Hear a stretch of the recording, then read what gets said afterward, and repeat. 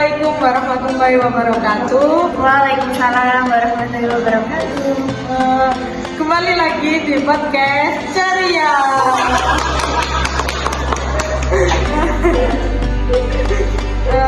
Saya Naila Asgalmada dan hari ini kita akan melakukan perjalanan spiritual dan sejarah ke salah satu situs paling keramat di Jawa Timur, yaitu makam Sunan Ampel.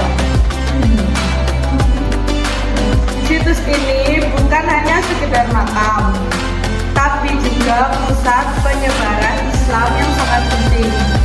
Untuk mengupas tuntas kisahnya, saya sudah kedatangan tamu istimewa, seorang ahli sejarah dan budayawan. Selamat datang Kakak Nabila.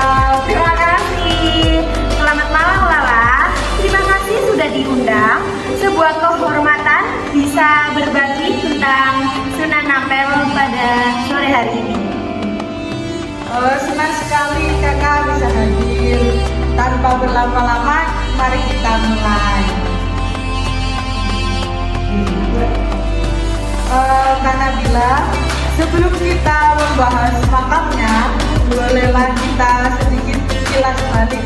Siapakah sebenarnya Sunan Ampel itu dan apa perannya dalam sejarah Islam di Nusantara? Tentu, Sunan Ampel atau memiliki nama asli Raden Rahmat adalah salah satu dari 9 wali songo. Beliau lahir di Campah sekitar tahun 1401 Masehi dan merupakan putra dari Syekh Ibrahim Asmorokondi. Perannya sangat sentral. Beliau bisa dibilang arsitek utama dari strategi dakwah wali songo.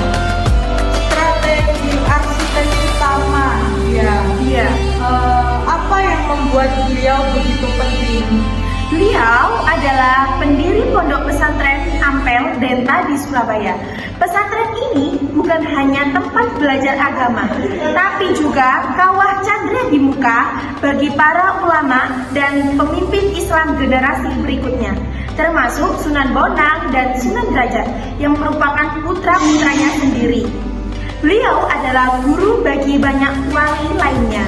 Jadi peran beliau bukan hanya menyebarkan Islam, tapi juga mencetak kader penyebar Islam. Tepat sekali, filosofi dakwah beliau yang paling terkenal dan mudah diingat adalah Moh Limo atau tidak mau lima. Menarik sekali, Moh Limo. Bisa dijelaskan Kak sedikit? Oke, Moh Limo adalah 5 pantangan utama yang diajarkan Sunan Ampel, yaitu yang pertama Moh Main, yang artinya tidak mau berjudi. Yang kedua Moh Ngombe, yang artinya tidak mau mabuk atau minum minuman keras. Yang ketiga Moh Maling atau tidak mau mencuri. Yang keempat Moh Madat, tidak mau menghisap candu atau narkoba. Dan yang kelima Moh Madon, tidak mau berzina atau main perempuan. Ini adalah cara dakwah yang sangat efektif, mengubah perilaku masyarakat secara bertahap, bukan secara frontal. Sebuah warisan yang sangat relevan hingga kini. Sekarang, mari kita fokus ke makam Sunan Ampel yang terletak di kawasan Ampel, Surabaya. Bagaimana arsitektur kompleks makam ini mencerminkan akulturasi budaya? Kompleks makam ini adalah contoh luar biasa dari akulturasi Islam dan budaya lokal. Coba perhatikan gerbang utamanya. Bentuknya menyerupai gapura, pura Hindu dan Buddha. Namun sudah diserap ke dalam nuansa Islam. Area pemakaman dibagi menjadi beberapa zona yang melambangkan tingkat kesucian. Saya pernah dengar tentang adanya sumur keramat di sana. Apakah ini benar?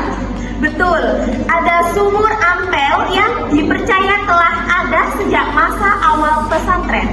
Air sumur ini sering digunakan berpeziarah dan dipercaya memiliki berkah, melambangkan sumber kehidupan dan ilmu pengetahuan yang tak pernah kering.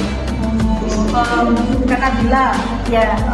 Makam Sunan Ampel selalu ramai dikunjungi peziarah dari berbagai penjuru kan, bahkan dari luar negeri. Apa yang dicari oleh para peziarah itu? Ziarah ke makam wali adalah tradisi yang disebut tawasul atau mencari perantara. Mereka bukan menyembah makamnya, tetapi menghormati jasa dan kemuliaan wali tersebut, memohon doa kepada Allah dan mengambil pelajaran dari keteladanan hidup Sunan Ampel. Ini adalah cara untuk menghubungkan spiritualitas mereka dengan sejarah. Ada tradisi atau ritual khas yang dilakukan oleh masyarakat setempat di kompleks makam itu. Tentu, setiap malam Jumat Legi atau saat perayaan Hari Besar Islam, kawasan ini sangat padat. Selain berdoa di area makam, peziarah biasanya mengunjungi Masjid Ampel yang terletak persis di sebelah makam. Masjid ini sendiri merupakan salah satu masjid tertua di Jawa.